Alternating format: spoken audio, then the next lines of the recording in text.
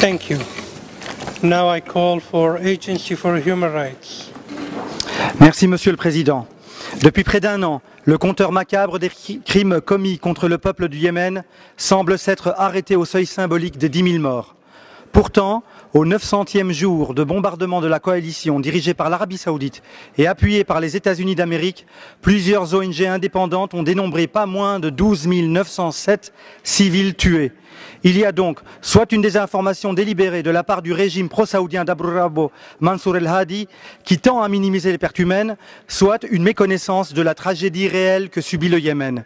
Dans les deux cas, l'ONU doit obliger la coalition qui impose un embargo aérien, terrestre et maritime à garantir un accès aux journalistes et aux humanitaires à l'ensemble du territoire yéménite.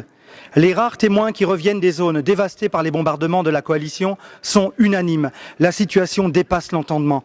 Qu'espérait-on comme résultat après 95 000 raids aériens sur un pays aussi pauvre que le Yémen? Selon l'ONU, le Yémen constitue la crise humanitaire la plus grave à l'heure actuelle. Selon le CICR, le Yémen connaît la pire crise de santé pour une maladie évitable dans l'histoire récente.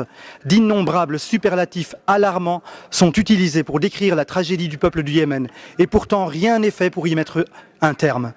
Malgré l'indifférence quasi générale, l'Agence pour les droits de l'homme continuera d'appeler le Conseil à faire cesser immédiatement toute livraison d'armes à l'Arabie Saoudite, plaider pour l'adoption par le Conseil de sécurité d'une commission d'enquête internationale indépendante sur les crimes au Yémen, exercer les pressions nécessaires sur le régime d'Aden et son allié saoudien pour la réouverture de l'aéroport de Sanaa et ce...